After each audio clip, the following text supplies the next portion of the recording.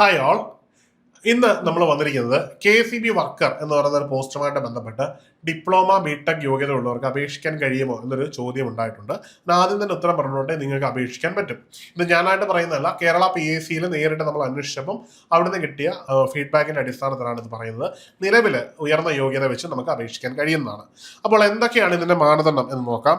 അതായത് ഇതിന് അപേക്ഷിക്കാനുള്ള അവസാന തീയതി 3/6/2026 ഇതിന്റെ നോട്ടിഫിക്കേഷൻ പ്രകാരം ഇതിന്റെ സാലറി വരുന്നത് 24,400 തുടങ്ങി 43,600 അവസാനിക്കുന്ന സാലറിയാണ്. 40 വയസ്സ് വരെയുള്ളവർക്ക് അപേക്ഷിക്കാം. അതായത് 18ഉം 40ഉം വയസ്സിനുള്ളവർക്ക് ഇടയിലുള്ളവർക്കാണ് അപേക്ഷിക്കാൻ കഴിയുന്നത്. ജില്ലാ അടിസ്ഥാനത്തിലാണ് നിയമനം നടക്കുന്നത്. വ്യത്യസ്ത ജില്ലകളിൽ ഓരോ വേക്കൻസി ആയിരിക്കും. നമുക്ക് ഏതെങ്കിലും ഒരു ജില്ലയിൽ മാത്രമേ അപേക്ഷിക്കാൻ പറ്റുകയുള്ളൂ. നിലവിൽ ഇതാണ് ഈ ഒരു പോസ്റ്റിന്റെ അല്ലെങ്കിൽ നോട്ടിഫിക്കേഷന്റെ കൃത്യമായിട്ടുള്ള ഇത്. നമുക്ക് പ്രധാനമായിട്ടുള്ള കണ്ടന്റിലേക്ക് വരാം. യോഗ്യത. ഇവിടെ എന്താണ് യോഗ്യത? ഇവിടെ ആദ്യമായിട്ട് യോഗ്യത എന്ന് പറയുന്നത് SSLC പാസ്സായിരിക്കണം എന്നുള്ളതാണ്. നിങ്ങൾ സ്വാഭാവികമായിട്ടും ഈ ഒരു നോട്ടിഫിക്കേഷൻ എടുക്കുമ്പോൾ നിങ്ങളുടെ കോളത്തിൽ നിങ്ങൾ നോക്കുമ്പോൾ ചിലപ്പോൾ നിങ്ങൾ ഇന്നെലിജിബിൾ എന്നായിരിക്കും കാണുന്നത്. ഇന്നെലിജിബിൾ എന്ന് കൊടുക്കുമ്പോൾ അതിന്റെ സൈഡിൽ വൈ ഐ ആം ഇന്നെലിജിബിൾ എന്നൊരു ഓപ്ഷൻ ഉണ്ടാവും. വൈ ഐ ആം ഇന്നെലിജിബിൾ എന്ന് പറയുന്ന ഒരു ഓപ്ഷൻ ക്ലിക്ക് ചെയ്യുമ്പോൾ അതിനകത്ത് കാണിക്കും നിങ്ങൾ SSLC പാസ്സായിട്ടുണ്ട്, പക്ഷേ ഈ കാണുന്ന യോഗ്യതകളൊന്നും നിങ്ങൾക്കില്ല. ഒന്നുകിൽ നിങ്ങൾക്ക് ട്രേഡ് സർട്ടിഫിക്കറ്റ് ഉണ്ടാവില്ല, KGCT ഇല്ല, NDC ഇല്ല, വയർമാൻ അല്ലെങ്കിൽ ഇലക്ട്രീഷ്യൻ എന്ന് പറയുന്ന കോഴ്സിൽ നിങ്ങൾ പാസ്സായിട്ടില്ല എന്നായിരിക്കും കാണിക്കുന്നത്. അപ്പോൾ സ്വാഭാവികമായിട്ടും നമ്മൾ അതിന് യോഗ്യനല്ല എന്നാണ് നമ്മൾ കണക്കാക്കുന്നത്. എന്നാൽ അതിൽ നമ്മൾ ക്ലിക്ക് ചെയ്യുമ്പോൾ അതിന്റെ സൈഡിൽ തന്നെ ഒരു ബ്ലൂ കളറിൽ കാണാൻ കഴിയും നമ്മൾ വൈ ഐ ആം ഇന്നെലിജിബിൾ എന്നതിന്റെ അകത്ത് കയറുമ്പോഴാണ് ഞാൻ ഈ പറഞ്ഞത് കാണാൻ കഴിയുമെന്ന്. നമ്മൾ ഈക്വൽ ഓർ ഹയർ, അതായത് നമ്മൾ അതിന് തതുല്യമായ യോഗ്യതയോ അതിന് മുകളിലോ ഒരു യോഗ്യത നേടിയിട്ടുണ്ടോ എന്ന് കാണാൻ കഴിയും. അത് വെച്ച് നമുക്ക് എന്ത് ചെയ്യാൻ പറ്റും? നമുക്ക് ഈ പോസ്റ്റ് അപേക്ഷിക്കാൻ കഴിയും. അപ്പം അതെങ്ങനെയാണ് എന്ന് നമുക്ക് നോക്കാം. അതിൽ അടിസ്ഥാനപരമായിട്ട് നമ്മൾ നോക്കുമ്പോൾ അതിനകത്ത് കയറുമ്പോൾ കാണുന്നൊരു ഇതാണ് ഈ why I am ineligible. Click ചെയ്യുമ്പോൾ നമുക്ക് കാണാൻ കഴിയുന്നൊരു ഓപ്ഷനാണ്. അതിനകത്ത് ആദ്യമായിട്ട് 10th ലെവൽ, അതെല്ലാവർക്കും ഉണ്ടാവും. 10th ലെവൽ എന്ന് പറയുന്നത് നമ്മളെല്ലാവരും 10th ലെവൽ എന്തായിരിക്കും? പാസ്സായിട്ടുള്ളവരായിരിക്കും. ഈ 4 10th ലെവൽ ഉണ്ടായിരിക്കും. നിങ്ങൾക്കില്ല എന്ന് കാണിക്കുന്നത് കണ്ടല്ലോ, NDC ഇലക്ട്രീഷ്യനുമായിട്ട് ബന്ധപ്പെട്ട് not matching qualifying in the profile എന്ന് കാണിക്കും. അതുപോലെ ഓരോന്നിനായിട്ടും നമുക്ക് കാണിക്കാൻ കഴിയും.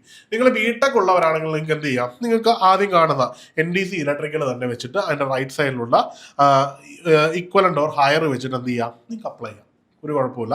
ഇനി ഡിപ്ലോമക്കാരാണെങ്കിൽ അതിനുശേഷം താഴെയുള്ള ഒരു സ്റ്റേറ്റ് ഇലക്ട്രിക്കലുമായിട്ട് ബന്ധപ്പെട്ട് മൂന്നാമത് കാണുന്ന ഒരു ഓപ്ഷൻ ഉണ്ട്, അത് വെച്ച് അപ്ലൈ ചെയ്യുക.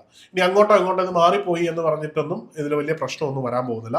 പൊതുവെ നമ്മൾ കണക്കാക്കുന്നത് ബിടെക് എന്ന് പറഞ്ഞു കഴിഞ്ഞാൽ NDCയുടെ ഹയറായിട്ടും ഡിപ്ലോമ എന്ന് പറയുമ്പം STCയുടെ സ്റ്റേറ്റ് ട്രേഡ് സർട്ടിഫിക്കറ്റിന്റെ ഹയറായിട്ടുമാണ് കണക്കാക്കുന്നത്. അതുകൊണ്ടാണ് ഇങ്ങനെ അപ്ലൈ ചെയ്യാൻ പറഞ്ഞത്. ഇനി നിങ്ങൾ അപ്ലൈ ചെയ്യുന്ന അങ്ങോട്ടോ ഇങ്ങോട്ടോ മാറിപ്പോയാലും നിങ്ങളെ അത് അപകടകരമായിട്ടൊന്നും ബാധിക്കത്തില്ല. സർട്ടിഫിക്കറ്റ് വെരിഫിക്കേഷന്റെ സമയത്ത് നിങ്ങൾ ഡിപ്ലോമ അല്ലെങ്കിൽ ബിടെക്കിന്റെ സർട്ടിഫിക്കറ്റ് ഈ ഒരു നോട്ടിഫിക്കേഷൻ വരുന്നതിന് മുമ്പ് പാസ്സായതായിട്ട് സബ്മിറ്റ് ചെയ്താൽ നിങ്ങൾക്ക് ആ ഒരു പ്രശ്നം ഇവിടെ പരിഹരിക്കാൻ കഴിയും. അപ്പൊ അത്ര മാത്രമേ ഇതിനകത്ത് വളരെ വലിയൊരു വിഷയമായിട്ടുള്ളൂ. അപ്പൊ നിങ്ങൾ എന്ത് ചെയ്യുക? നിങ്ങൾക്ക് അപേക്ഷിക്കാൻ കഴിയും. നിങ്ങൾ ചെയ്യേണ്ടത് എന്താണ്? ഈ ഒരു മേഖലയിൽ എത്തുക. അതിനുശേഷം NDC എന്ന് പറയുന്ന സർട്ടിഫിക്കറ്റിന്റെ ഇക്വലൻസി ആയിട്ട് നിങ്ങൾ എന്ത് ചെയ്യുക? നിങ്ങളുടെ സർട്ടിഫിക്കറ്റിന്റെ ഇക്വലൻസി ഓർ ഹയർ കൊടുക്കുക. അതുപോലെ തന്നെ STCയുടെ ഇക്വലൻസി ഓർ ഹയർ ആയിട്ട് ഇതിൽ ഏതെങ്കിലും ഇപ്പൊ 4 ഏതെങ്കിലും ഒന്ന് നിങ്ങൾ കൊടുത്ത് നിങ്ങൾ എന്ത് ചെയ്യുക? അപ്ലൈ ചെയ്യുക എന്നുള്ളതാണ്. അപ്പോൾ ഇതിനെപ്പറ്റി ഓർത്ത് വലിയ കൂലങ്കഷമായ ടെൻഷൻ ഒന്നും വേണ്ട. ഇതെന്റെ വ്യക്തിപരമായ അഭിപ്രായമൊന്നുമല്ല പറയുന്നത്. ഈ കഴിഞ്ഞ ദിവസം കേരള PSCയുമായിട്ട് ബന്ധപ്പെട്ട് നേരിട്ട് നമ്മൾ ഈ ഒരു വിഷയം സംസാരിച്ചു. അവിടെ നിന്ന് കിട്ടിയ ഫീഡ്ബാക്കാണ്. നിലവിൽ അപേക്ഷിക്കുന്നതിനോ എക്സാം എഴുതുന്നതിനോ യാതൊരുവിധ തടസ്സവും നിങ്ങൾക്ക് ഇല്ല. ഇതാണ് നിലവിലെ സാഹചര്യം. അപ്പൊ എല്ലാവരും ബിടെക് യോഗ്യതയുള്ളവരും ഡിപ്ലോമ യോഗ്യതയുള്ളവരും എല്ലാവരും ഈ ഒരു പോസ്റ്റിലേക്ക് അപേക്ഷിക്കുക.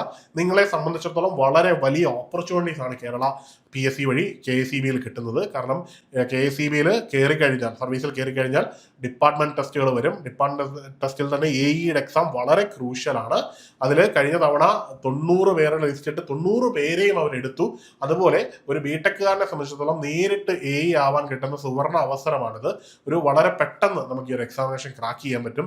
പൊതുമണ്ഡലത്തിലുള്ള അത്രയും വലിയ മത്സരം നമുക്ക് ഡിപ്പാർട്ട്മെന്റ് ടെസ്റ്റോട് എഴുതുന്നില്ല. അതുപോലെ തന്നെയാണ് സബ് എഞ്ചിനീയർ എക്സാമിനേഷൻ ഒക്കെ എന്തുണ്ട്? ഈ പറയുന്ന ഓപ്പർച്യൂണിറ്റീസ് ഉണ്ട്.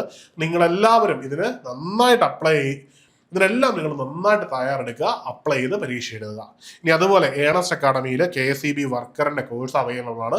അപ്പോൾ കോഴ്സിൽ ജോയിൻ ചെയ്യുന്നതിനും കോഴ്സിന്റെ വിശദ വിവരങ്ങൾ അറിയുന്നതിനും താഴെ കാണുന്ന ഗൂഗിൾ ഫോം ഫില്ല് ചെയ്യാവുന്നതാണ്, അല്ലെങ്കിൽ ഈ കാണുന്ന നമ്പറിൽ ബന്ധപ്പെടാവുന്നതാണ്. അപ്പോൾ മറ്റൊരു വീഡിയോയിൽ കാണാം. Good bye.